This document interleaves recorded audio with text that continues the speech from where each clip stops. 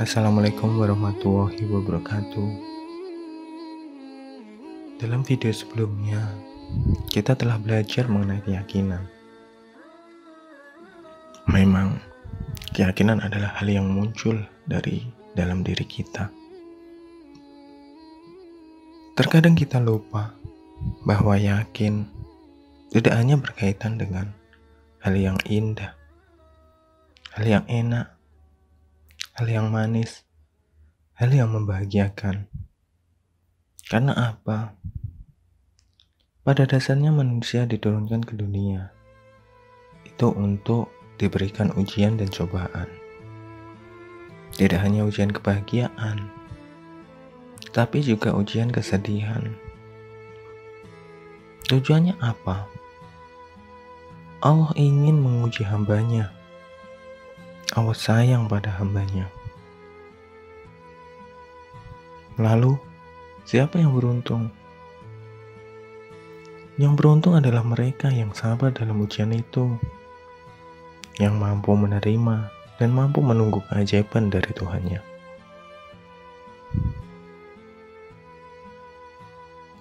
Ujian tidak hanya sekedar keburukan. Terkadang kebaikan juga dijadikan Allah sebagai ujian. Ujian tidak hanya datang dari diri sendiri, tapi ujian juga kadang diberikan melalui orang lain. Kadang Allah menguji kita karena ada noda pada diri kita. Ada noda pada hati kita. Mungkin kita orang yang bagus sholatnya, orang yang tinggi ilmunya, orang yang banyak amal ibadahnya.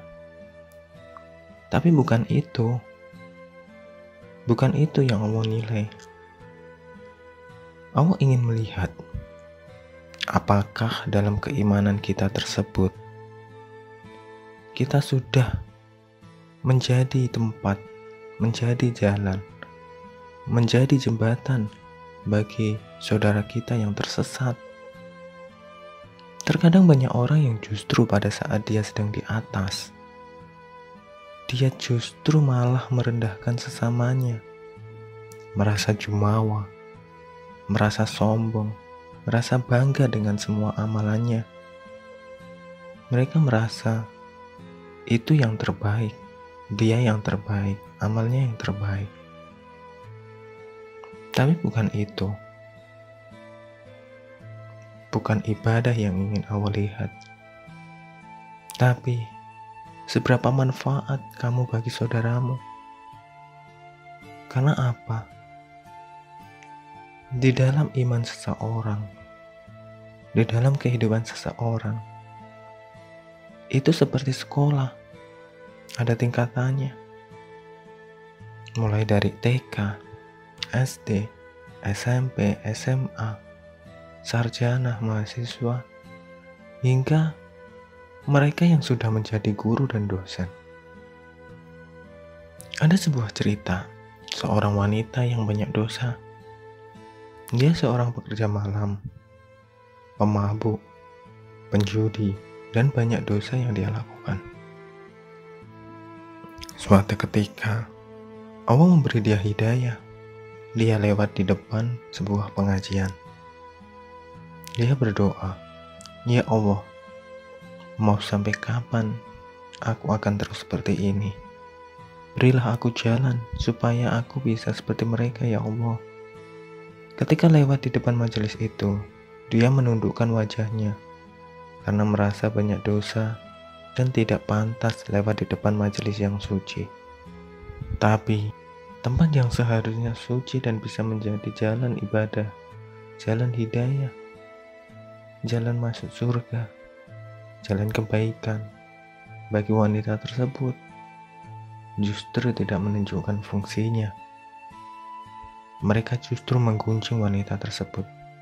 Na'udzubillah. Suatu ketika dia bertamu ke rumah temannya yang sering ikut dalam majelis tersebut. Dia ingin ikut, dia ingin hijrah, dia ingin memperoleh hidayah dari tempat tersebut. Dan pada akhirnya, teman si wanita itu memintakan izin kepada Pak Kiai Tapi apa? Jawaban Pak Kiai justru tidak menunjukkan bahwa dia adalah orang yang seharusnya menuntun, orang yang seharusnya berdakwah, orang yang seharusnya mengajar, orang yang seharusnya menjadi wasilah hidayah bagi orang lain.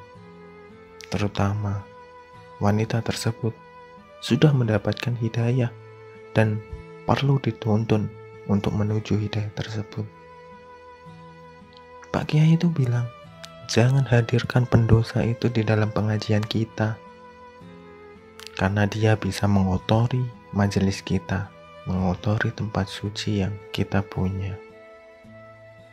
Pada akhirnya, wanita tersebut mendapatkan tempat lain yang justru bisa mengantarkan sisa hidupnya ke tempat yang terindah di sisi Tuhannya. 3 bulan setelah hijrah, dia meninggal karena sakit yang dia derita. Di detik-detik terakhir meninggalnya tersebut, akhir hayat dari wanita tersebut justru tersenyum indah.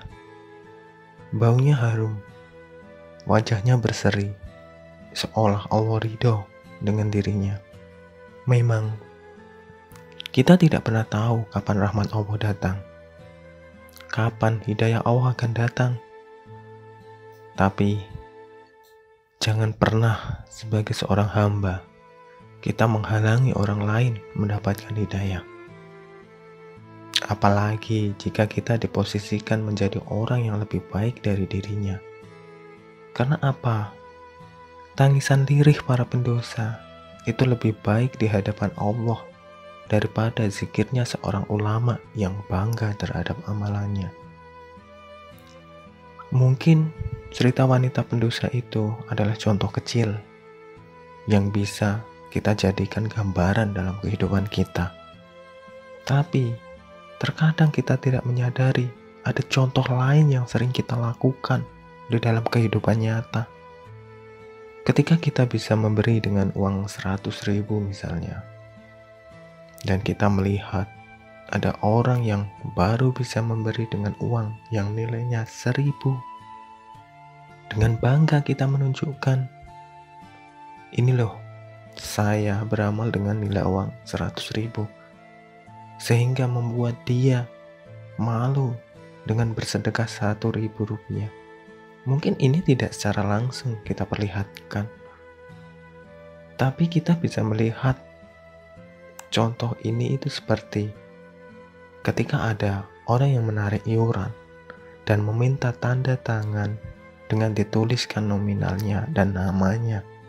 Itu sudah menjadi contoh dari problematika seperti ini. Seorang kita dipaksa berlomba-lomba untuk memberi dengan nilai terbesar dan dituliskan nama kita serta tanda tangan kita. Secara tidak sadar, kita melakukan hal ini.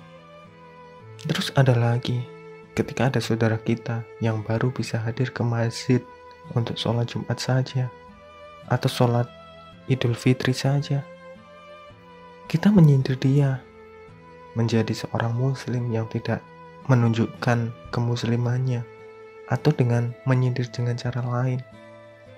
Pada akhirnya apa? Pada akhirnya dia tidak sholat di masjid lagi, tidak sholat Jumat yang seharusnya dia minimal sholat seminggu sekali. Akhirnya dia tidak sholat. Siapa yang dosa? Mungkin kita yang dosa. Karena kalau dia sholat Jumat dan mendengarkan khotbah, mungkin hidayah Allah itu akan datang. Sehingga dia akan menjadi orang yang lebih baik. Sholat 5 waktu di masjid, atau bahkan ditambah dengan sunnah-sunnahnya. Cobalah sejenak kita renungi diri kita. Sudah layakkah kita menjadi pintu rahmat bagi saudara kita? Apapun kita, siapapun kita, dimanapun kita, dan kapanpun kita, jadilah sinar yang bisa menyinari bagi sesamanya. Jangan jadi sinar yang hanya menyala jika ada bahan bakarnya. Wassalamualaikum warahmatullahi wabarakatuh.